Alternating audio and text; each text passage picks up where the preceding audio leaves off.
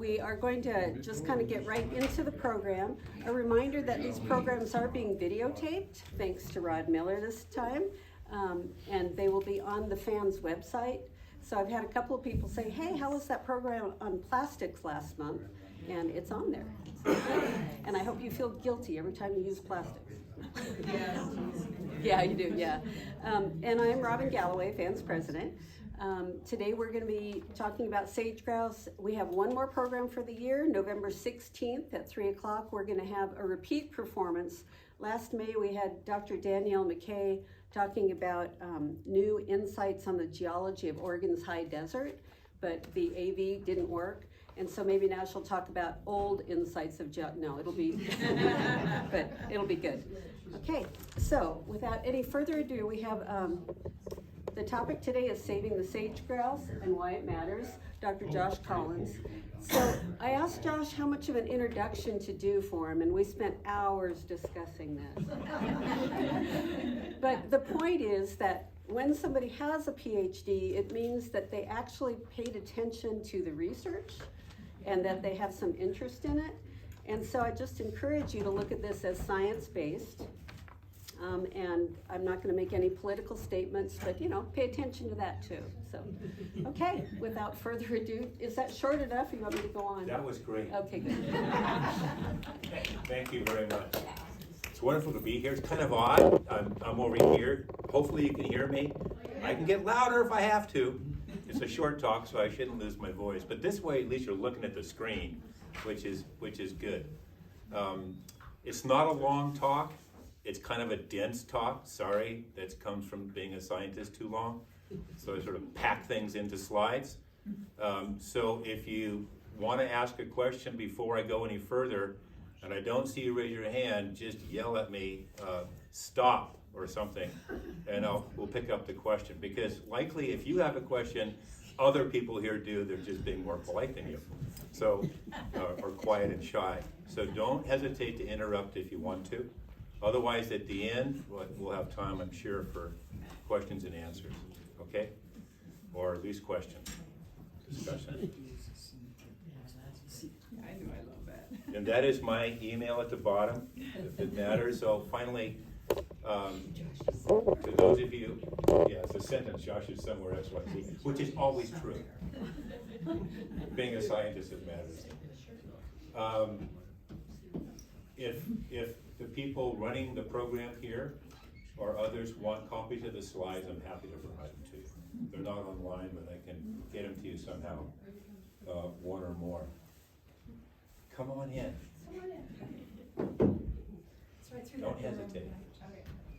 You haven't missed anything. Finally, on this one slide, it says East Cascades Bird Alliance, that until very recently was East Cascades Audubon chapter, or Audubon Society. The membership decided to change the name. This is a big thing going on with Audubon stuff all over this part of the world. Anyway, so now we're the East Cascades Bird Alliance, or a.k.a. That's fun to say, a.k.a. It's like something you want to walk away from. a.k.a. Anyway, they're a good group.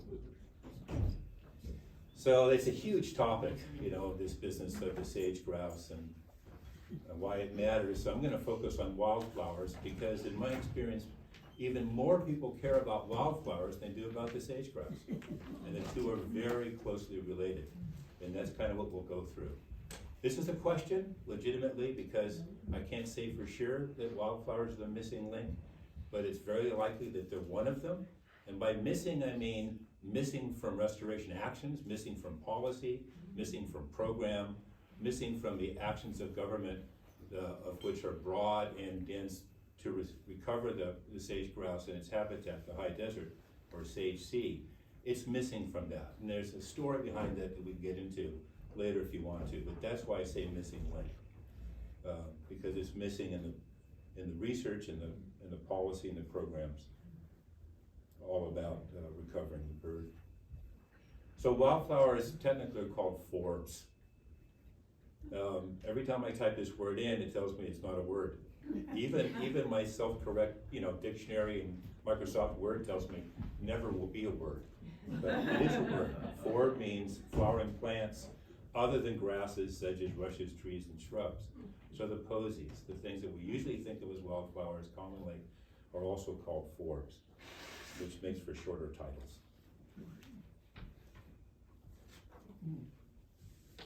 This is my take-home message scientifically. Well, I'll just go through it. Oregon sage-grouse are going to disappear. They will disappear unless supplies of essential dietary forbs that were depleted by historical overgrazing, we'll talk about each of these parts, are restored to breeding and rearing habitat. Or, in simpler terms, existing good habitat plus more forbs minus livestock grazing equals more grouse. That's the basic equation.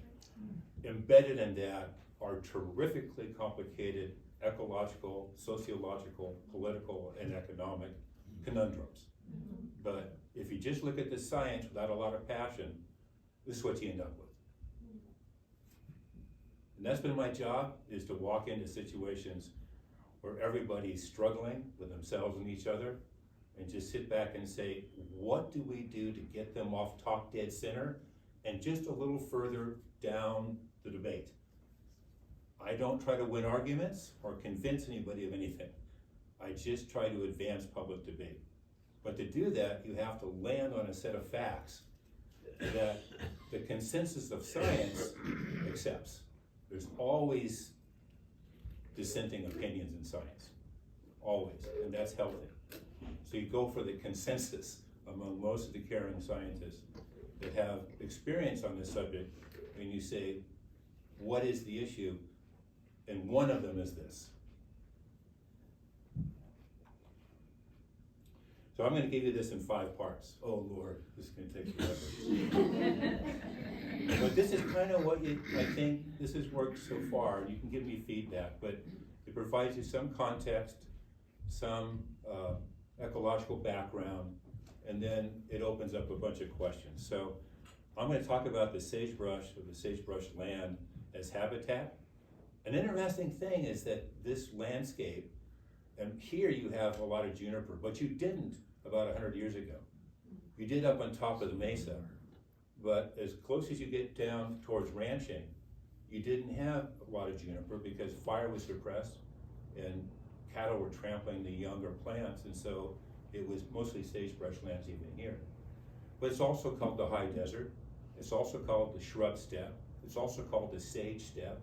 It's also called the Sagebrush Sea or the Sage Sea. So it has a lot of different names. I'm just calling it sagebrush land. It's the thing we drive through for hours going from here anyplace east. Sagebrush land. So there's 5 parts of this. I'll talk about the sagebrush land as habitat. I'll talk about sage-grouse ecology a little bit, some basic stuff about the bird. Sage-grouse conservation, what's been going on so far. How we might think ahead together about the next steps. And then we'll land on questions and answers, or maybe just questions. Okay, so here we go. So let's dive right in to the sagebrush land as habitat. This picture shows a remarkable area way up almost southeast of here that has been protected from almost anything besides just people walking around since about 1993. So it's a remarkable picture of what the sage steppe might have looked like some 300 years ago or before European settling and the advent of European agriculture. We don't know exactly what the land looked like. Nobody was keeping records. And we talked to tribal representatives, including people who know a lot about medicinal plants and so forth. They'll give us a list of the plants that they use. But if I say, so was there 10 acres of it or 1,000 acres of it? They go, what? And we have no idea. They knew where it was. They knew where they could get it. They knew how to take care of it. But it was enough that they weren't worried about losing it. So they weren't they weren't drawing pictures of, yellow hillsides or something. So there isn't a lot of indigenous understanding of the distribution and abundance of these forbs, just that they were here. If you go back to the records of early people coming across the Oregon Trail in springtime, if they got this far in spring, you get accounts, especially from women, about collecting armfuls of wildflowers along the trail to leave on the graves of other people at the end of the day. So there was a sense that you could pick a lot of flowers right along the trail if you wanted to. So there is some anecdotal evidence of what the past was like, but no real strong scientific evidence of what it was. We think it was something like this. Now, if we look real closely at the high quality sage-grouse habitat, they like this stuff that's pretty. They like it for a lot of reasons. But if you get down on your hands and knees and get into it, you find out how wonderfully complicated it can be. So what I'm going to try to ask us to do, which is impossible, is to think like a grouse. But to get close to that, you kind of have to get down to where they are living, much as I do with my grandkids on the roof. Get down to where they are. How do they see things? Wow, I didn't realize there was a broken glass underneath the couch. Probably should pick that up. It's that kind of thing. So I'm going to take you down, zoom you down into the habitat of the grouse and give you some sense of what that habitat structure means to them. So in generally, there are these three layers or stories. There's an overstory. If you can't read it, that's the shrubs like sagebrush and the taller grasses like the blue bunch wheatgrass, a painting of which is up here, which is quite beautiful on the wall next to the screen. And then there is the understory, which are the shorter forbs and grasses. And then there's a biocrust. Biocrust is truly amazing. It's probably the hardest part of the structure to find nowadays because it gets trampled a lot and it grows very, very slowly. But if you go out to the Badlands or someplace, you've probably all seen this, and just go walk into the juniper forest, on the north side of the juniper trees, along the trunk, on the ground, but only on the north side, you see this crusty kind of moss stuff, forms bumps sometimes? That's the biocrust. But imagine that everywhere, basically, except along migratory, trails of pronghorn antelope and mule deer. But for essentially, the biocrust was everywhere, and it secured the soil, and it does a lot to exchange nutrients with the upper soil layers and all kinds of good stuff. The biocrust is a thing unto itself. And then I'm not talking about what's below the ground, which is roots going for water very deep, because the grouse isn't down there. The grouse doesn't burrow, it lives on the ground surface in amongst this vegetation. And these are conventionally called stories of plants, plant stories, understory and overstory. But in this case, they don't actually, it's 2 to 5 feet high. So you really, this entire ecosystem is not very tall. It's not a redwood forest. It's really quite smaller than that. But these stories don't actually overlap. So they're not like stories in a building. It's just the term that's given to the plants. But they're all after the water, and they're all after the light, and they're all really good at doing that, so they separate from each other. So as you walk along, you might sometimes see a forb underneath a sagebrush plant, but not very often. Usually these things are growing in their own little footprint on the Earth's surface because they're all so good at getting the light and the nutrients. So there are different wildlife species living in different parts of this structure. And if we were to take and just put a thermometer up on top and then put another thermometer down on the ground, beneath that sagebrush, for example, we would find almost the same temperature gradient from warm above to cold below. Not the same temperature, but the same range of temperature as you would in a redwood forest. So all of the complexity of light and shading and temperature you'd find in a redwood forest or in a kelp forest offshore is compressed into 3 to 5 feet in the sagebrush ecosystem. And all of that complexity, all that compressed complexity is utilized by species. They're still trying to find their favorite temperature. They're still trying to find their favorite moisture regime. So you have a lot of diversity trying to get into a short tenement building. So a lot of things are small. And if you go up on top, for example, and hunt around, you'll likely find insects that need a lot of, direct radiation from the sun to grow. This is a beautiful kind of moth that lives on the sagebrush up on top. Different wildlife species find their optimal conditions at different levels in the overall vertical structure. But down below, you'll find things like the sage-grouse chicks in their nests, where they're hiding from predators, where the temperature is much more stable and constant day and night, and never very cold. And so that's where they want to be, is down there. So if you ever have the chance to go through some of the sagebrush land slowly and just look at this structure, I wouldn't ask you to crawl around because there's things like scorpions and stuff too, but if you just sort of get yourself small and look at it obliquely, you'll begin seeing this complexity, and you can start looking for different things in different levels of the plant. That's always fun to do. And if you start doing that, you don't walk very far. You end up having very short hikes. Okay, so that's the habitat. Any questions about that before we march on? The message here is that it's very complex. It's just as complex as other ecosystems, but it's vertically compressed. So you kind of have to look hard to see all the diversity of life that lives there. And because it's vertically compressed, the temperature gradients are sharp. Somebody wants in. Hello. Okay, so now we'll get into some sage-grouse ecology. Again, just an overview. So, and this gets to part of the title, why do we care about sage-grouse? There are 350, approximately, it's more than that, I think it's 353 actually, rare, threatened, or endangered species that depend upon the sage sea. I use the term sage sea for a particular reason. When I get involved with these larger conservation issues out here, and we get all these meetings, one of the things I heard was that, well, we're a flyover ecosystem. Nobody cares about us. It's always the coast that get all the money. And I said, well, then call it the Sage Sea. Just bring the money back. Congress won't even ask, you know, so anyway, that's one of the advantages of the Sage Sea. It also makes a lot of sense because it's vast, you know, it appears to be uniform until you get below the surface. Right?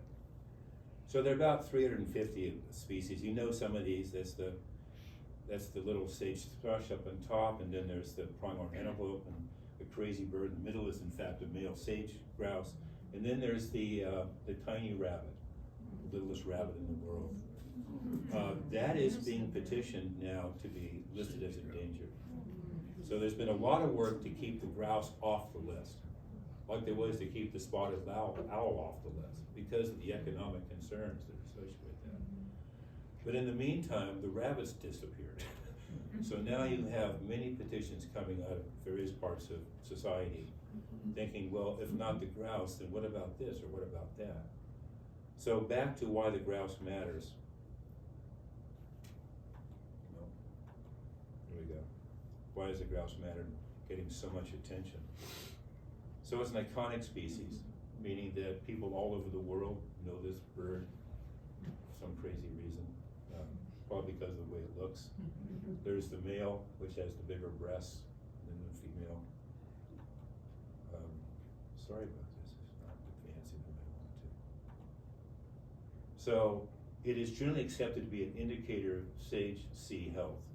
The reason is that many of the same kinds of things it depends upon, that structure I was talking about, other species depend upon too. Also, as you'll learn a little bit later, this grouse moves across large areas of landscape. So where it wants to be in the spring to raise chicks is not where it wants to be in the summer to rear the chicks. It's not where it wants to be in the fall on its way to the winter grounds where it wants to be where the snows are thin and so forth. So a grouse may cover 50 or 60 miles in the course of a year. So all of those habitat needs link many species together. So if you start trying to conserve the grouse, you're doing a lot for other species too. So the overall health of the grouse habitat is a good indicator of the sage sea health. They're also very sensitive to disturbance. They get along with people okay, even where they aren't hunted, but not famously so. I mean, they aren't like crows, or chipping sparrows or something that seems to want to be around us. They prefer not to be around us. So they're sensitive to that. They're sensitive to roads because one of their major predators is the raven. The raven is just too smart. So it knows if it just travels roads, it'll encounter, roadkill, including sage-grouse. But if it turns right down the nearest dirt road, it might actually find sage-grouse crossing the road. And if it follows the sage-grouse in the springtime, it might find its nest. And wow, those chicks are good to eat. So ravens are a major predator on grouse, in part because they're just smart. And now we have dirt roads crossing everywhere through the sage steppe, as you know, because once you cut a road with a blade, with a bulldozer, it doesn't go away.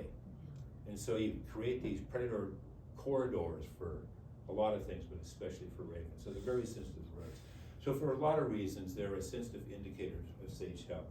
They're emblematic. At this point, you know, they show up on wine labels, right? They're everywhere. People know about the sage-grouse. Their population is declining to being critically low. Despite spending upwards of $1.5 billion on the bird, it's still declining. So it's like, well, what are we doing wrong? And then it's significant to both indigenous people and to the settler cultures. They're still hunted, and there's a large group of hunters that really enjoy going out and tracking grouse and so forth. And they're a big part of the conservation movement. As usual, hunters are good for that. They're good for a lot of things. In fact, one of the measures of success in conservation of the grouse would be you'd have a much more vibrant grouse season for hunting. You wouldn't have low bag numbers, you could have a broader season. That would be a measure of their real successful turnaround. So for those reasons, the grouse matters a lot. And we're running out of time to save the greater sage-grouse. There are lots of sage-grouse in the West. The greater sage-grouse is the most common of the subspecies, but you know, with new genetic analysis, if you look at any two things close enough, they turn out to be different. So it's a great debate for lumpers and splitters in the world, you know, who want to lump things together or split things apart. But it's generally agreed that there are 4 major subspecies. The greater sage-grouse, which is the one we have, is the most abundant. You know, the Columbia Plateau bird in eastern Washington, I think they might have fewer than 100 birds left. So in part, people are sort of giving up. Like, can we do captive breeding or something? I mean, what do we do? That's very sad. Especially since that's the most northern bird. So if animals are moving north to track their habitat because climate change is warming it up further south, if they're looking for cooler climes and are moving north because of that, you've already got a bird up there that's pre-adapted to those conditions. And its genotype, its genes could be contributing sort of pre-adaptation to migration for climate change. But we've taken the bird away, so that gene pool is missing. But the greater sage-grouse is the most common for us. It used to be a lot more common than it is now. So these are the data from the Oregon Sage-Grouse Population Monitoring Program. Oregon does a really good job, the Oregon Department of Fish and Wildlife, to track the numbers of birds. They have very large teams of volunteers, plus helicopters, plus all kinds of things that go out to count the male birds at least every year. And you can see that since 1980, and the data go back to about 1964, but I just didn't want to show it all. It shows the same trend, sort of a steady decline. But there are these population cycles, there are ups and downs, ups and downs. Nobody has yet explained that. And if you take the data for grouse from different states, you'll see that their ups and downs are kind of synchronized. So it's nothing local. It's something to do with maybe El Nino, for example, or some other larger climate force that's affecting the abundance of insects and flowers that the bird wants. And so the population declines. Disease fits in there like avian bird flu. But nevertheless, for the most part, the peaks and shallows of the population curve fit onto each other from different populations. So it's a real thing. Of concern, of course, is that at some point you just sort of run out of birds.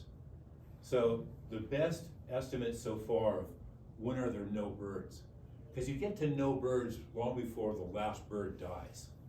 You get to the point where birds can't find each other. And so you get to minimum viable population size. And a little bit lower than that is essentially extinction. For all purposes of politics and planning and spending, you just go, we lost them. So you stop trying. And that's someplace down around, not a real zero, but you can see it's low. So that's the best estimate for extinction threshold, coming back from 2015. And then if you look at just the natives of the population, and if you average all those, the peaks and the valleys, you know, it suggests that even though the periodic highs and lows are not well explained, there's a chronic decline, whether you look at the peaks or the valleys of the population curve. Some regions are doing better than others, but they're aiming for that extinction curve. So that's a lot of concern for people, not just for the sage-grouse, But because, as I said, they're a very viable indicator of overall sage sea health. So that curve is mirrored by other curves: pronghorn, mule deer, the rabbit, the birds, all kinds of things. So if they matter to us as a society, then you have to be concerned about this. That's kind of where we are. So the annual life cycle of the greater sage-grouse involves their movement among seasonal habitats, as I was starting to say before. So, you know, in springtime, you've probably heard about this term, leks. In springtime, male grouse congregate at places called leks to attract females. That's when they come together, like these birds are here. They puff up, they drum, they make a lot of noise. If you haven't heard this, go on YouTube and just listen to it. It's crazy. It sounds like giant drops of water falling from the moon into a lake.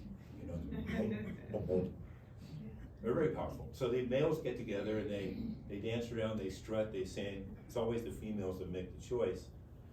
But these leks are often in the same place year after year after year. This is an important point. They're like, oh, let's go back to the lek this year, see how we do, might get lucky. And it's the same males. Well, they get new males every year, and but some are returning. So these birds mostly know each other. And that's a really important fact because they're attracting females who are also local. The females know each other. So the males and females know each other. So this is a subpopulation that's interbreeding.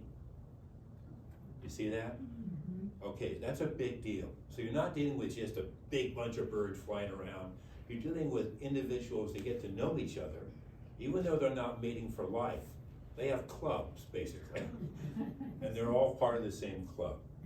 So they know each other. So many of the same males and females use the same leks for consecutive years. Now, with the advent of computerization and satellites, all kinds of good stuff, as you know, it's possible to put little transmitters, little signal devices on birds, even hummingbirds, but certainly on a big thing like a grouse, and then track its movement as measured through GPS, you know, and satellites. So that's being done. And as a result, we get some idea of the movements of these interbreeding grouse. So in the spring, they're in one part of the landscape where they're nesting, you know, and then they go away from the leks. I mean, in the springtime, they're in the leks, and then they go away from the leks for summer nesting and breeding and rearing. In the fall, they start moving further away towards their winter grounds, and their winter grounds may be, you know, as I said before, maybe 50 miles away. That's the extreme 10 or 20. They don't want to move any further than they have to, but they're looking for specific things on the landscape that only certain areas of the landscape provide. And they know where those are. They've learned where those are. So they're moving together from place to place. And that we're calling a grouse landscape.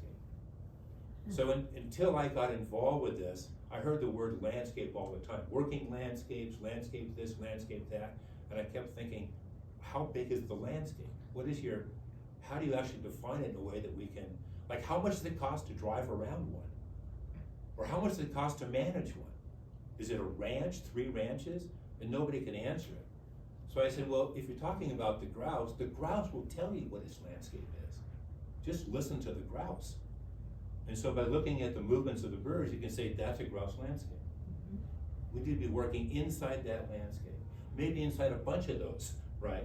But at least now we have some sense of what the domain is for conservation actions for the bird. Say, well, does it need more winter habitat, more spring habitat, more fall habitat? You can start making these assessments because now you have a line around the problem area. And some are doing better than others. Are there multiple adjacent landscapes in grouse? Yes, there are, and they do overlap. But they don't overlap in space, they overlap because some birds that were using one landscape decide, I'm going over there this year. And so they move. In bird populations, in most vertebrate populations, including our own, like you'll relate to this, I'm pretty sure, about 11% of the population has what's called the wander gene. I'm just leaving. Like my sister just left. She didn't have to, so I'm going to Italy. Why? I don't know, I want to live in Italy. The rest of us were happy. But she had the gene that just said, I gotta go, I gotta get out, I gotta go someplace else. Well, there's birds, there's grouse too, they're going, this is fine, I like this, mom, dad, this is great. I'm going someplace else. And they just fly. And then there's no direction even, they just go. And they end up in another landscape. Maybe they succeed, maybe they don't. So there is overlap because of the movements of birds from one landscape to the other. Make sense? But we don't have enough data on the movements of birds to see if those landscapes actually overlap in space. We don't know yet. We think they're probably historically, they were contiguous, they touched. And there was a lot more going back and forth. But because of the population declines, they're spread away from each other now, which is another issue. Because if you're one of these birds that just wants to fly, you're increasing the risk that you're not going to find a mate because they could be just too far away. Do they fly better than quail and chukars? Yeah, I finally saw a sage-grouse for the first time 3 weeks ago in Wyoming, and there were 30 of them in the sky flying along. They were only about 80 feet in the sky. They weren't like geese. But I was like, what are those? And they said sage-grouse. And I went, no. But they do fly. They like to fly low to the ground unless they have a long ways to go or they're interference. They get above fences, they fly. But unlike quail, they don't just fly to get away. They fly to actually move. So they would be going from one landscape to the other or from one part of their landscape by just walking for days. They would go, I'm going over there to Pine Mountain, thank you very much. It's 10 miles, I'm gonna fly. But they have to have the energy for that. And so the energy comes from what they eat. So let's talk about what they eat. Well, this has changed a lot in recent years. Adults eat sage leaves. You smelled sage, it's pretty potent stuff because of all the chemical called terpene that they contain. Well, they have that to prevent herbivores from eating them. That's why plants develop these highly volatile oils, is so that nothing will eat them. Evolution being what it is, there's always something that comes along and develops a resistance to the terpenes and can eat them. Sage-grouse can eat sage. Pronghorn can eat sage. The little tiny rabbit can eat sage. There's a number of insects that eat sage, but they're rather specific to the sage ecosystem. You can't sort of, hey, sage-grouse, here's some lettuce. And he goes, oh, thanks a lot. They don't know what to do with it. So it ties them to the sagebrush very tightly, which is one of the reasons they're at risk of extinction, because you can't just say, go find something else. They don't do that. So the adults eat sage leaves most of the year, but the chicks, interestingly, can't even digest it. The adults can, because as they mature, they develop a special little place in their gut where they actually put all the terpenes as they're digesting the leaves. And then they poop out a tar, a black tar, that's all those terpenes. But the adult sage-grouse has these beautiful little pellets that are dry, full of vegetation, don't smell. And then they have a pile of this tar that they put out, which is all the terpenes they sequestered from the sage that they've eaten. But the chicks don't have that physiology. For the 6 to 7 weeks of their life, they cannot eat sage. So what do? Chicks depend on forbs. They have to have forbs and insects associated with them. If you take those away, the chicks die. This has been done in labs, it's been done experimentally. They literally have to have forbs and the insects associated with them. And now it looks like, and any of you garden know this because you've dealt with garden pests, they're not just after the forbs. In fact, the adults aren't just after the sage leaves. They have the ability, they're right there, right? They walk up to a sage leaf, it's nose to nose, and they have nostrils, and they have evolved tremendous capacities for smelling and discerning things, just as we have. They can smell a leaf that has a bug living inside of it. So if there's a leaf that's been parasitized by a snippet wasp, which is a gall-forming wasp, or a caterpillar, and the caterpillar, a moth, and the caterpillar lives inside the leaf, just under the skin, it can smell that, it'll eat that leaf. Because that leaf has protein in it, animal protein in it, which they need to develop muscles and so forth, which is amazing to me. So they're not just wandering around, there's a cricket, I think I'll chase it down. Chasing down a grasshopper is a lot of energy for a grasshopper. But if you can go along with a plant in the shadows and just smell the leaves and go, oh, caterpillar, caterpillar, aphid, aphid, caterpillar, you're much better off. So that's likely what they're doing. But the chicks have to eat insects and forbs in order to survive. What part of the forbs do they eat? They eat the flowers primarily. Yeah, they gotta wait till they flower. The leaves too, but for some reason they just love petals and stamens. probably because of the pollen and nectar that's there. I'm guessing right now. No one's done that research, but why would I eat a flower instead of a leaf, you know? Because it's sweeter, I suppose. So chick dependence on forbs and associated invertebrates is why forbs might be a missing link in the sage-grouse conservation, because they have to have those. And as we'll see, they're not around. So this is the next part of that, is this essential food for the hens and chicks. The hens also eat forb flowers and insects while they're breeding and then rearing.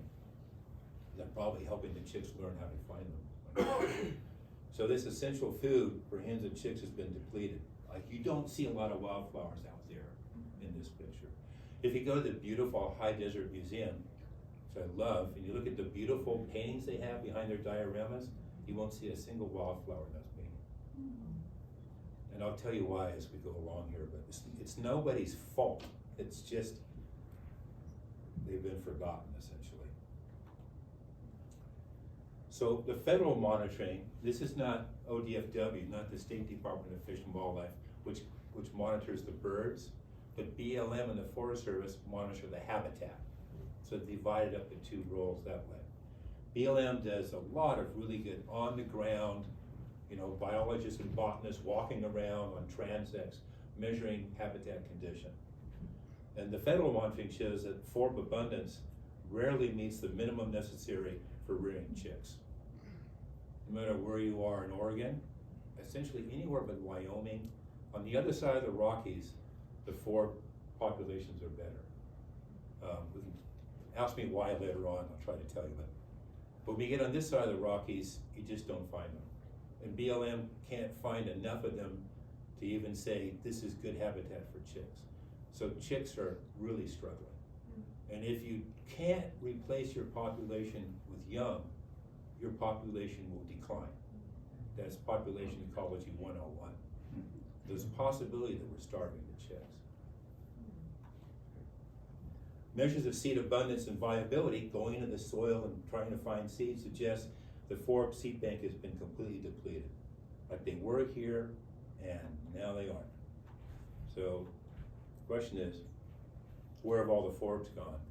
If you're old enough, you remember Malvina Reynolds' song, Where Have All the Flowers Gone? Mm-hmm. So I don't mean to play on that, but that's kind of the same thing. Where have all the forbs gone? Land use history provides some important clues. So livestock love forbs. If you give a sheep a choice between an apple and a forb, they'll go eat the forb. And so do cattle, because they're nutritious. They're not dumb. They're the best thing out. Dry grass, green grass, or a forb, you go for the forb. So sheep were introduced by the millions. Well, they're introduced by the hundreds and then thousands, but eventually had millions of sheep in central Oregon between here and the Rockies, beginning around 1860 or so. Not cattle, but sheep, primarily sheep, lots of sheep. It was unregulated and it was profitable. Like, why not? Nobody wanted to get rid of the sheep. It wasn't like somebody was going, sheep are bad for the environment, can't do this. They're going like, wow, give me more sheep. This is outstanding. A lot of sheep. You know, there were wars between sheep growers, but not livestock growers, but producers, but not between cattle people and sheep people, because it was all sheep. So imagine that, just herds of, you see a picture there, and that's just a zoom in on a picture that I got from the Historical Society of sheep for as far as you could see. Sheep shoulder to shoulder in the springtime, eating every forb that shows up. Doing that year after year after year, pretty soon there's no seeds left, because the plant never gets a chance to grow to seed. It just loses everything, and so you end up with no seeds in the soil, and that's what's meant by forb depletion, is the seed bank is depleted. So then, 1914 you get the Taylor Act. You have cattle coming into the turn of the century. 1914 you get the Taylor Act, because ranchers are actually shooting at each other. It's getting really ugly. Congress says you got to stop that. So they start regulating the number of cattle, the number of sheep that can be allowed, who gets to have a fence, who doesn't have a fence, all that kind of stuff. Very interesting. So you begin the modern era of range management, and increasingly science gets involved. And over, from the old Soil Conservation Service to now the Natural Resource Conservation Service, you have a huge amount of really talented scientists going and looking at the effects of cattle on the landscape and the effects of landscape on cattle and how to optimize livestock production in all kinds of ways. And all that was taking place on a landscape that had already lost its forbseeds. So everybody's saying, hey, there's no effect on forbs. We can't find an effect on forbs because you have no experimental control.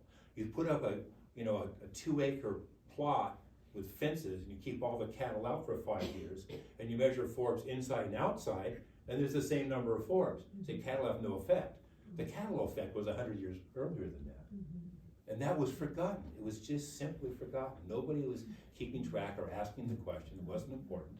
So we end up with a depleted landscape and all kinds of range management on top of that to produce any further depletion, but not to bring the forbs back because nobody knew they had to. So modern range management has not mitigated the negative legacy effects of historical overgrazing. And I hope you don't hear me saying grazing is bad. I'm not trying to say that. I'm just saying there was a time when this just went wild and everybody loved it. And unfortunately, those animals are really, really good at eating forbs, especially in the numbers of animals that were doing it. In over 80 years, we lost the seed bank of these annual plants. So that's what happened. So 3 fundamental ideas. Decades of overgrazing depleted the forb seed banks. Modern range management has inhibited seed bank recovery. Depletion happened so fast that forbs have been forgotten, which is why there was no wildflowers in the paintings of the High Desert Museum. Nobody knew they were supposed to be there. We've just forgotten it. Why range managers aren't going, we should get the forbs back. They didn't know they were there. And it happened so fast at a time where people weren't keeping track of things that there's no memory. I mean, I went back as far as I could in the white culture through the diaries of women coming along the Oregon Trail, and there were very tantalizing quotes about armfuls of wildflowers, but that doesn't tell me what it actually looked like. They could have been running around could have been sending their kids out to get the wildflowers, and they're running a mile either side of the wagon, I don't know. Or they could have been just everywhere in profusion. I got one statement that was really telling. It talked about a riotous display of color. I went, where? I want to go there. But I don't know, it's someplace, east of Burns, someplace out. So these are isolated areas of healthy springtime sage seed. They're very rare. They're down by Hart Mountain Antelope Preserve. If you go there on the right 2 weeks in May, you'll see this. I don't know where else to send you to see this. And that hasn't been grazed since about 1992. And it's been actively restored. So they tried to build the seed bed back out. It looks like that. But compare that to what we're all used to seeing. It's just not the same thing. So in all likelihood, these pictures would have looked more like the other ones. Not exactly. I'm not trying to say it was just a garden of forbs as far as you could see. But in a landscape like you see here, there would be patches of that color in various places.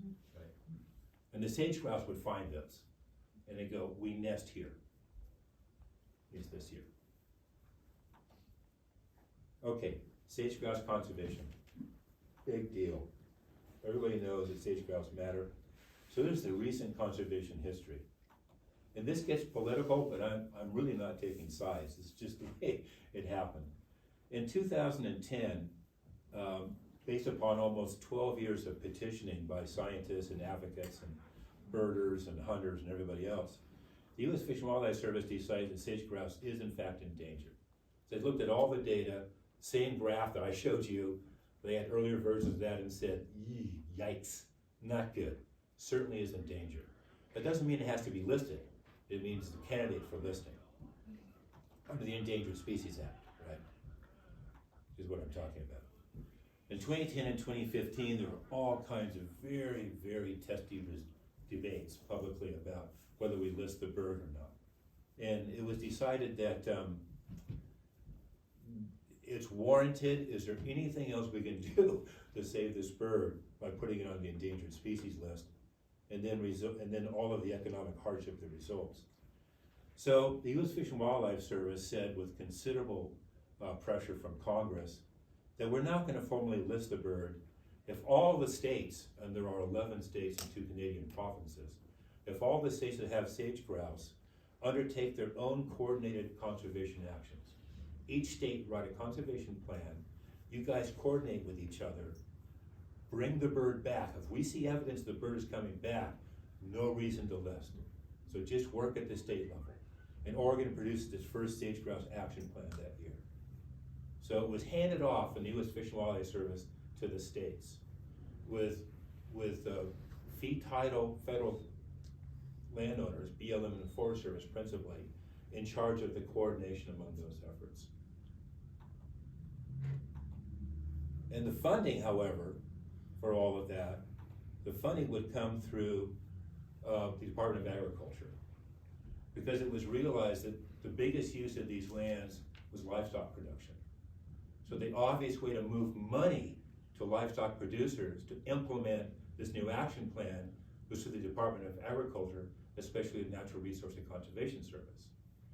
So you have the U.S. Fish and Wildlife Service giving up its responsibility for endangered species to the states, and then the states going, we need money, and the federal government said, fine, we'll give it to you through the Department of Ag.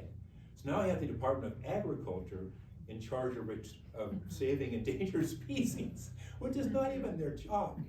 You see what I mean? So it was a weird thing that happened in there, but it was the idea of giving, tipping the hat to states' rights and getting the states to step up and do their thing. The new term for overall, the new framework for grouse conservation is working landscape. It's the idea that you can have grouse and you can have livestock and other agriculture in the same place at the same time to everybody's benefit. So it's a classic political win-win. Everybody's gonna be happy. Those things rarely work out. But that's where we are right now, is working landscapes, with money coming through NRCS, BLM largely in charge of implementation on the ground on federal lands, the state in charge of implementation on state lands, NRCS helping for implementation on private lands. And you see this all around. What's good for the bird is good for the herd. There's one problem. Profitable livestock production, you can always have some cows out there, but profitable with this age of the cost of fuel, the cost of hay, trying to find water, moving cattle from places that don't have water to have water. I mean, ranching has never been easy. It's harder now than it's ever been. Unless you sell out to a corporate interest, which writes off the ranching losses, as a loss on its corporate spreadsheet, ranching is a very difficult thing to do. So profitable livestock production and high rates of sage-grouse production can't happen at the same time in the same place. You just can't grow enough forbs to generate enough chicks to save the sage sea, and at the same time support cattle in the same place. So you gotta figure some way to separate the breeding population of sage-grouse from the livestock production. That's hard to do. It's easy to do on a piece of paper. It's easy to do on a map if you just blue your eyes and pretend you don't know who owns the land. But when you get right down to it, it means someone has to give up a grazing lease. Or you have to do it all on federal land. Like BLM has to say, okay, we're gonna allow the following 1,000 acres of solar cells on BLM land and windmills and some lithium mining, but then we're gonna mitigate by creating breeding habitat in these grouse landscapes on BLM land. But conservation is not a formal use of BLM lands. So you don't have to mitigate for it. Last year that changed, and BLM made conservation a formal use of BLM lands. Conservation is on par with grazing, mining, solar production.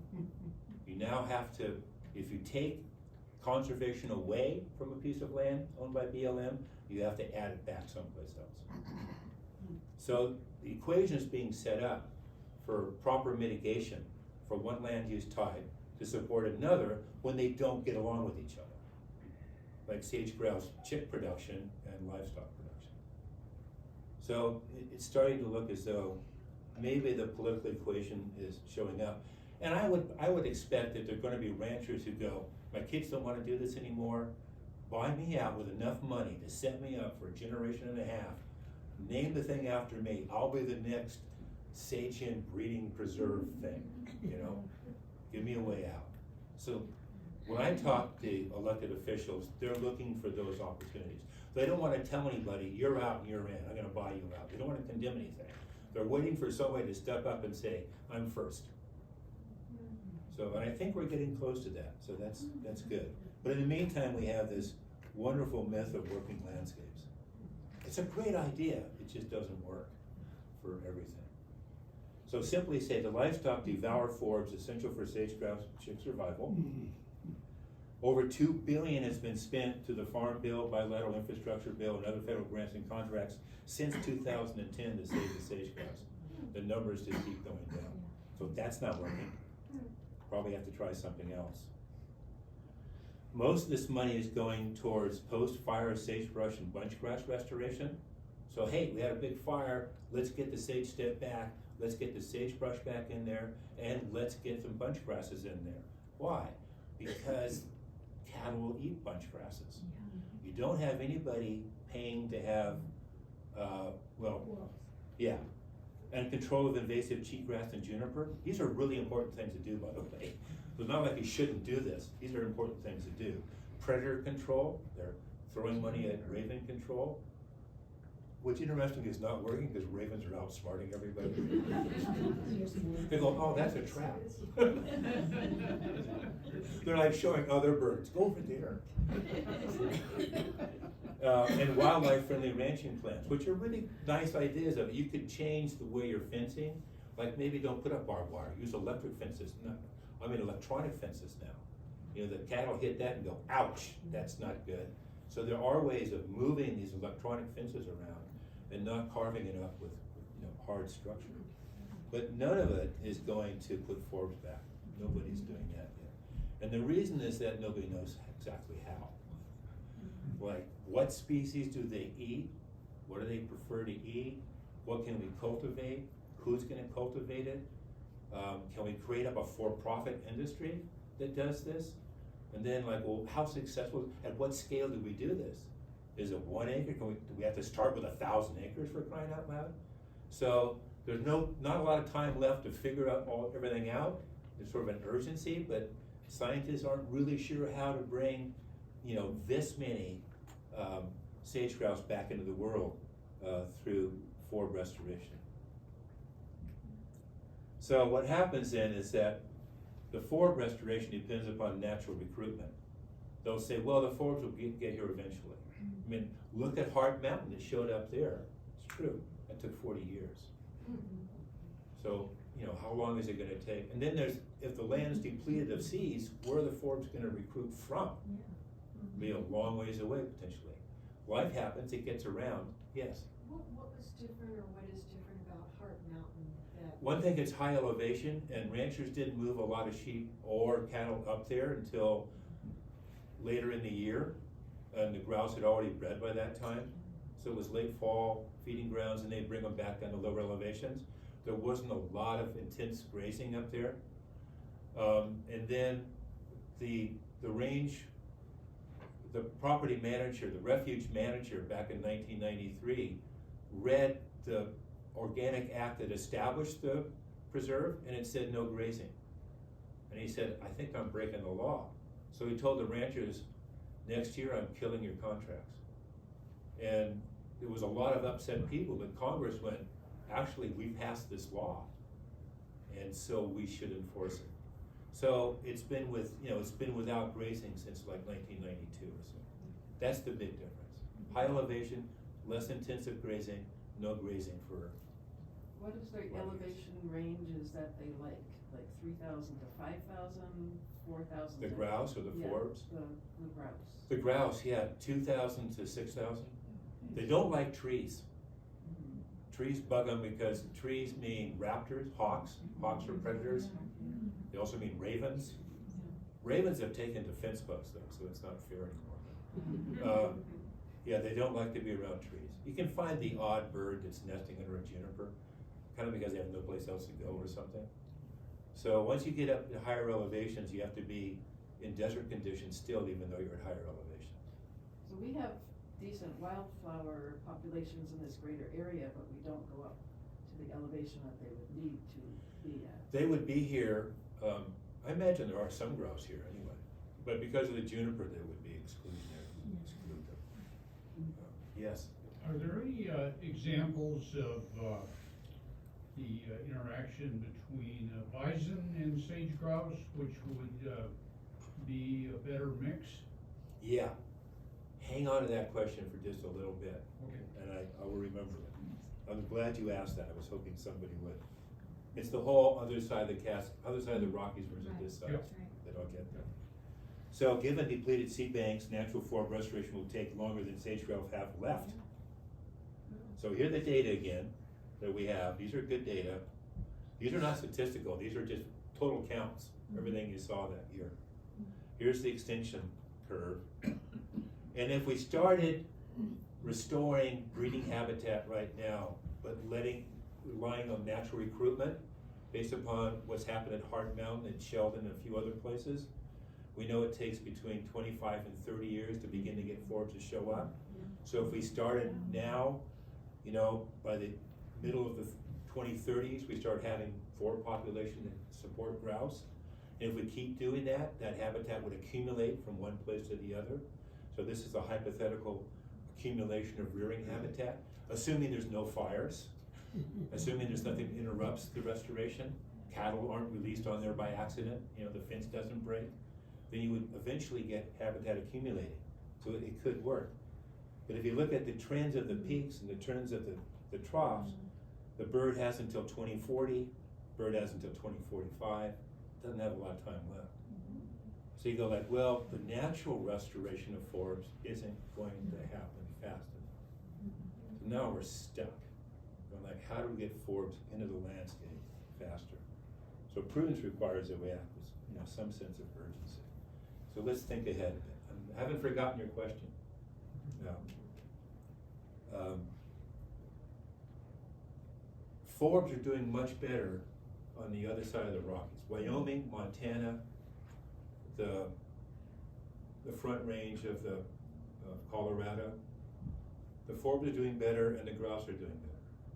Those forbs are mostly different species of forbs or subspecies, and they evolved with the American bison. So they are used to very large herds of ungulates grazing on them over hundreds of thousands of acres. And they've developed a different life strategy, different phenology to deal with that. So on this side of the Rockies, the forbs didn't have that. There was a bison here in late Pleistocene times, but it's been gone for about 25,000 years. So we know that plants evolve pretty quickly. So they evolved in the luxury of not having bison on this side of the Rockies, to where now they can't tolerate bison or cattle or sheep. But on the other side, you still have populations that say, yeah, this is bad, but I've been here before, and they'll come back. One of the things they do is that their seeds last longer in the soil. Okay, like Ted Turner's big experiment up there. Yeah, right. So there were a number, Blackfeet and a number of other tribes who were involved in those studies, trying to figure out what the bison were doing. One of the things they said was that, well, these buffalo wallows where the bulls will get down and wallow and create a bare area that fills with water, they had the greatest plant diversity of any place on the prairie. And they realized these plants are used to this. They're used to these bison doing these kinds of things. And they found out that those forb seeds have a longer viability in the soil. So it takes longer for them to be depleted. And they're also more fecund, they produce more seed, potentially. So they have a number of strategies that help them get through the grazing pressure. And on this side of the Rockies, not the case. So people have said, let's get those forbs and bring them over here. They don't work that well. You know, if you're a gardener, you know, if you just move your plant from one side of the yard to the other, you cross your fingers it's gonna survive. I mean, plants are so adapted to their local soils, which gets back to the problem of how do we get enough seed, because you really need to say, I need the right seed for this side of the mountain and for that side of the mountain. And so you end up saying, when I grow seed over there, I'm not there to restore grouse habitat, I'm just gonna get a seed source. And then I'm gonna take the seed source back to the greenhouse and produce 25,000 of those plants and move those back out. So there is this emerging strategy for how to grow enough seeds fast enough to help the wildlife. That's part of thinking ahead. So with the new paradigm that's emerging now, that will have to slowly meld with working landscapes. Working landscapes shouldn't go away, but it just needs to have an appendix or something attached to it.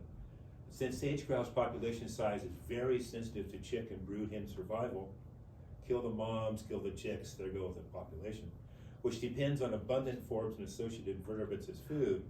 And since the abundance of forbs is inadequate across most of the sage-grouse range, enhancing the abundance of native forbs can significantly help recover sage-grouse populations. There's no time to test this hypothesis. We don't have 20 years of research to go out and say, let's make sure we're right. The bird doesn't have that time. We just have to start using what we know and kind of learn as we go. That's kind of where it is now. Time is running out. What might we do?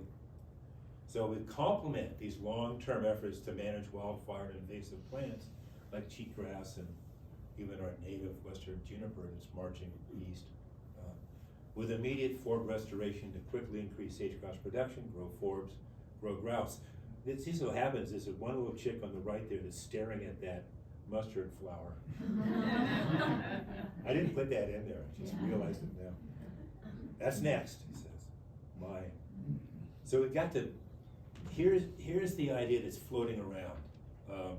Now that the idea of restoring forbs is getting some traction, it'll need public support to develop political will, is that rather than go out there and try to restore 1,000 acres, is go back to the grouse landscape and say, where in the landscape should we put the breeding habitat? And create restoration islands there. And fence those off, so you're not taking a lot of production away from ranching. Saying we need 10 acres here, you've got 60,000. We need 10 acres here, we need 20 over there, we know exactly where they are. Fence is not expensive, and we're gonna pump forbs into those places. So that's the idea of the restoration island. People are concerned that they're just gonna be killing grounds for predators. They're gonna go, oh, look at pretty forbs, must be grouse nesting there, dinner time. So how fast will the coyote and the raven learn that? Fast. So there's gonna be this need to push restoration islands on the landscape quickly, to accommodate the amount of predation. So, we don't know exactly what they will look like, but you can imagine that there would be islands in the landscape like this, strategically located to increase grouse production. We know how to count grouse, so we'll know if we're successful or not. And there are some current policy developments that I think are very supportive of this, although the public could weigh in and say, this is a good idea, the idea you have, yeah, let's go do that. These are real things that are starting to happen this year. Conservation is now a formal use of BLM lands, as I said. So on BLM lands, if BLM issues a permit for more grazing, and grazing is bad for chicks, then it has to also do compensatory mitigation on BLM to support BLM land to support chicks. That's a whole new thing, because they changed the rule and made conservation a formal use. They're updating, we are in this state updating, BLM is updating its conservation plan to reflect the use of these mitigation ideas, and because they have a lot more data, and now they're establishing what are called areas of critical ecological concern, ACECs. ACECs are the BLM, and wildlife refuges are the Fish and Wildlife Service. Every agency has its own name for the land they set aside for wildlife and other kinds of natural uses. In BLM, it's areas of ecological critical concern, or ACECs. And they're expanding those in Oregon in order to pick up more areas that could be used for sage-grouse production. And, just two more, went fast. So we're updating the state conservation plan now to better reflect what the BLM is doing. So we're still not listing the bird. By the way, it's against the law to list the bird now. The last two administrations, Obama's administration first, and then following suit, subsequent administrations attached riders to the omnibus bills, budget bills, saying you can't spend a single dollar on listing the sage-grouse. Why? Because the agricultural lobby is very, very, very strong. And that's not individual family ranchers, that's corporate ranching is very strong. And so is solar, and so is wind, and so is natural gas, and so is lithium mining. And they don't want their bird listed because it would restrict their ability to pursue those land uses. So instead, BLM said, fine, then we're gonna make conservation a formal use. We'll let you do those things, but you're gonna have to pay for this then too. They still think that's better than listing. So that won't get listed. In the meantime, the rabbit might get listed, the pinyon jay might get listed, but probably never the sage-grouse. This is the biggest thing, is the state is completing a statewide seed strategy program specifically to produce seeds of native plants for ecological restoration. So they're saying, you're a tribe, you want some money for ag, grow seeds. Or if you're a private landowner and you're tired of growing hay or alfalfa and you'd like to get into something else, how about forbs? So they're producing these farming co-ops, private, public, private with investors, to convert agricultural land from the crops they have now to essentially farming forbs in order to get a seed stock to reverse seed depletion in the landscape. This is a very powerful idea. It's going to be very controversial. I think this seed strategy is due out in the next 3 weeks. So I'll send you copies. But you should just be aware that people are starting to figure out the way to influence the way the lands are being used is to let market forces do their thing, but provide alternatives in the background that are cost effective. So we have to, if someone says, okay, I'll do it. I'll give up 40,000 acres of my grazing lease and grow forbs. Who do I call? Like, where do I get the seed? Nobody right now. The idea is we better have some place that people call and get their first shipment of 2 truckloads of seed. Otherwise it won't happen. So the seed strategy is about producing the capacity for large scale restoration. Josh, is it enough Yeah. to restore the forbs? Or, I mean, is it if they grow, they will come, or do the birds need to be brought in as well? We don't know. Everybody loves the idea, build it and they will come, from A Field of Dreams, wasn't it? Yeah. It's a great idea, it doesn't always work. The idea right now is if we put these things in these grouse landscapes intelligently, it'll probably work, because they're already there. They're just gonna find it. They don't have to go looking for it, they're gonna trip over it. They'll show up. So that's the way to sort of build it and they will come, is to put your thumb on the scale if they're gonna come, because they're gonna put it right in front of them. So there's still enough native population? There's still enough native population. Well, yes. In order to make sure that this works, that you can ramp up chick production, which is what it's all about. So a lot of graduate students running around there measuring how many chicks there are and how many nests there are. But the idea is that yes, this will work. So back to the take-home message, which might mean something more now. Oregon sage-grouse will disappear unless supplies of essential dietary forbs that were depleted by historical overgrazing are restored to breeding and rearing habitat. That's the message. Or, simpler terms, existing good habitat. It's got everything it needs, has all that great structure, just missing forbs. So existing good habitats plus more forbs minus livestock grazing equals more grouse. Well, you survived. Josh, what about hunting? With numbers so low, why is that still part of the equation? Thank you, we're there now.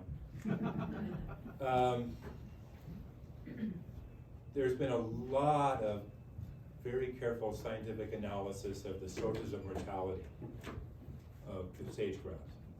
Hunting is not a major source of mortality. Hunting by ravens is a much greater source of mortality. Not many people are hunting grouse anymore, chucker, they're after those gallinule kinds of birds, and they go after the montane grouse, city grouse, something like that. There is a population of hunters that are dedicated to the sage-grouse, but it's a short season, it's a very small bag number, so it doesn't add up too much. They're more of a force of conservation than they are loss of grouse, frankly. So that's why. Yes, So, when you're talking about the clubs, yeah. how does, I take it inbreeding doesn't affect those, each club? Is it because a few do the landscape wandering, so increase the gene pool that way? Well, that would be very helpful to have enough grouse that they were Yeah. flying back and forth and trading genes. Yeah. That would be good. So how The does idea inbreeding- is that when you have a lek this is how twisted the science can be. A lek is a number of males coming together to display for females, and the females make the choice. If you're walking along a trail by a river and the person in front of you, a friend, has a whole bunch of gnats swirling above them, you seen that? That's a lek of gnats. They're not worrying about any sort of genetic bottleneck because there's 4,000 of them above your head. With grouse, we've gone from counting leks as 10 or more birds to 3 or more birds to 1 male, which makes no sense. But we're trying to mark the places where the male is drumming around because it gives us a picture of that landscape. So, it's usually, the rule, no one knows for sure, but the rule of thumb, if you get 30 interbreeding birds, you're okay. You're gonna be okay. So the club has to have males and females, maybe 30 birds.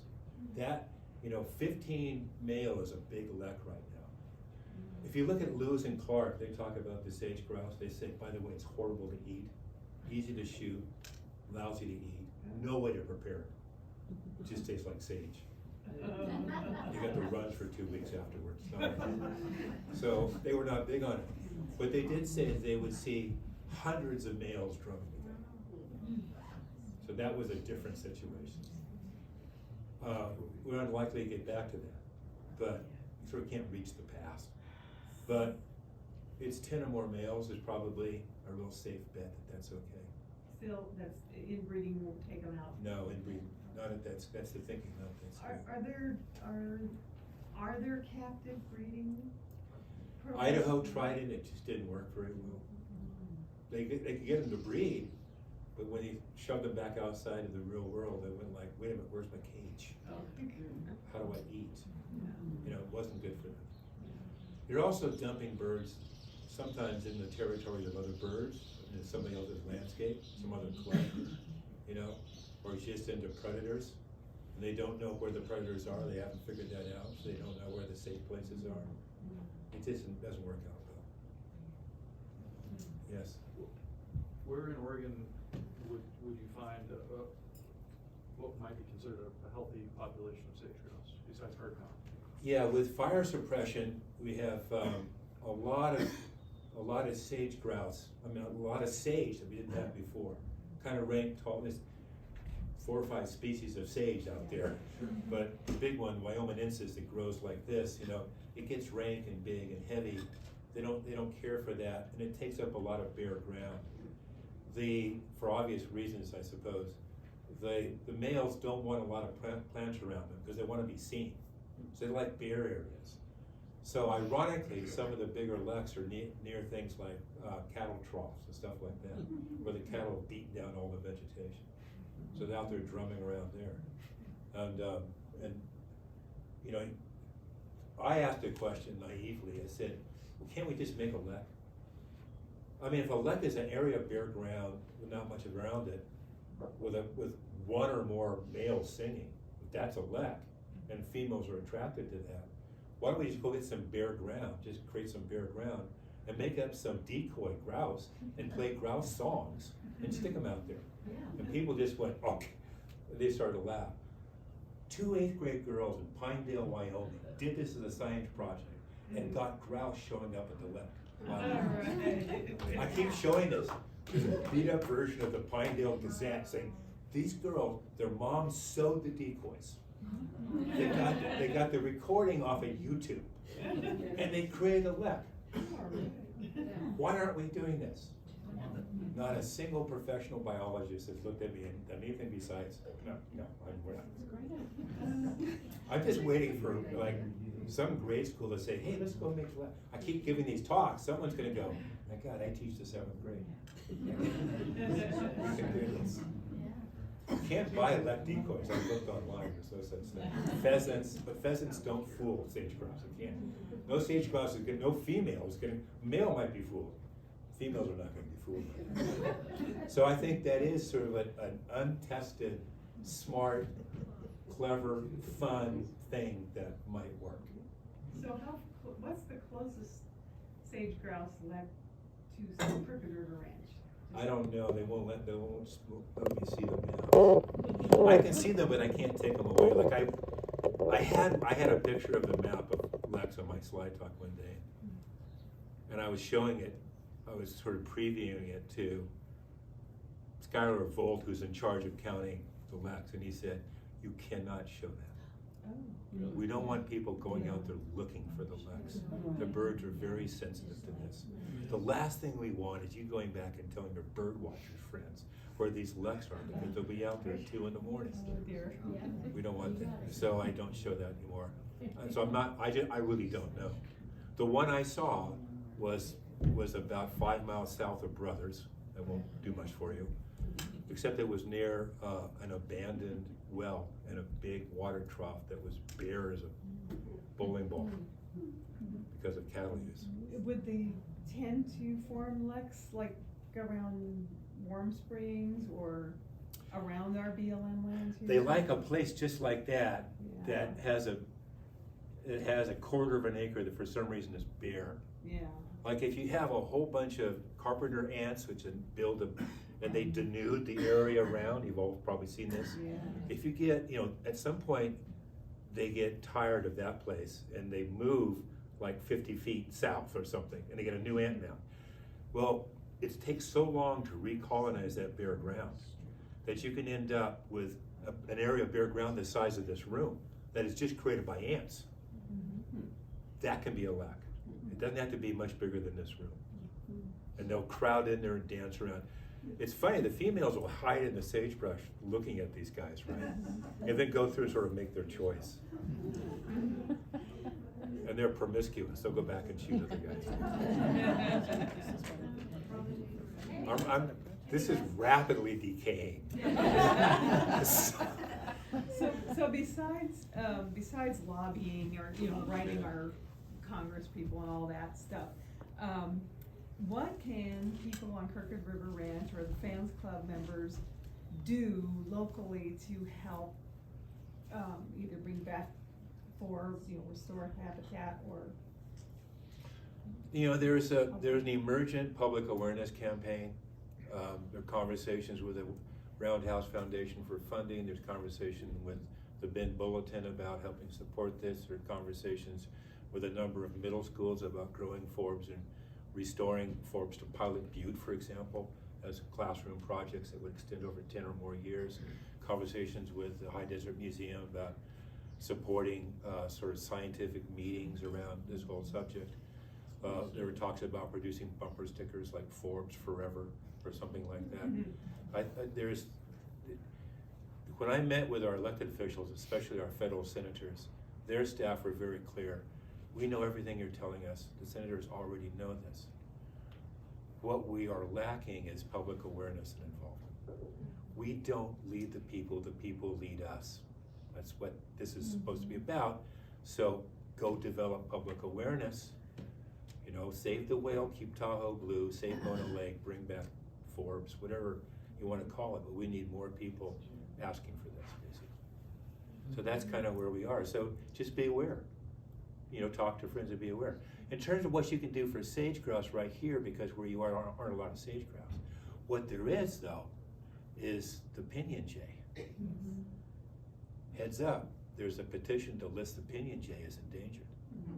Heads up, Fish and Wildlife didn't even know where they are. Heads up, turns out there's a population here that goes between here and Sisters and Pronghorn, or what do they call it now? Juniper Preserve. There's two different populations. Okay, so you know more than I. Yeah, So one here and one in Sisters. you could They're separate you know, give me a contact or something, and I'll put you in contact with the people organizing a volunteer group.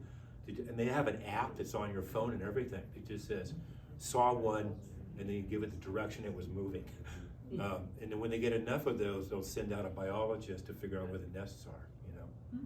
But that would be, I think, maybe more appropriate for, don't give up on the sage-grouse and the sage steppe. In terms of what you could do in your own backyard here, pinyon jay is a really hot topic. If you want to get us that information, we'll put it on our website. Yeah, you can get it on the ground floor on that one. Yeah, Kevin Smith. He's gone. yeah, he's Yeah, but moved. he's Yeah. very much, Yeah. involved in the pinyon Yeah. jay. Thank you for the Smith. I didn't know what program. Kevin we were talking about. Yeah, the Audubon, I mean, Yeah. it's ECAS guy. it's got some great people Right. involved in them. Yeah, well, my wife's on the board of ECBA, and she's the one spearheading the volunteer effort for pinyon jays with the Fish and Wildlife Service and ODFW. So give me, I'll Let's just, take one last question. I saw Lynn, and then we'll go ahead and wrap up, and then folks can visit afterwards if they want to. How long do the chicks take to develop maturity to become adults? sexual adults is almost a full year. So they're born this spring. By late winter, they're mature because they start lecking in early, like in March. So new females, young of the year females will be mature by that time. Does that help? Yeah. All What's the right, so lifespan? let's, Well, Do we know? yeah, it's like 7 to 8 years, but nobody knows how long they used to live when there were more of them. So that they weren't all under the same equal amount of huge pressure all the time. all right, Stressful to let's be a give Josh grouse a round these of days.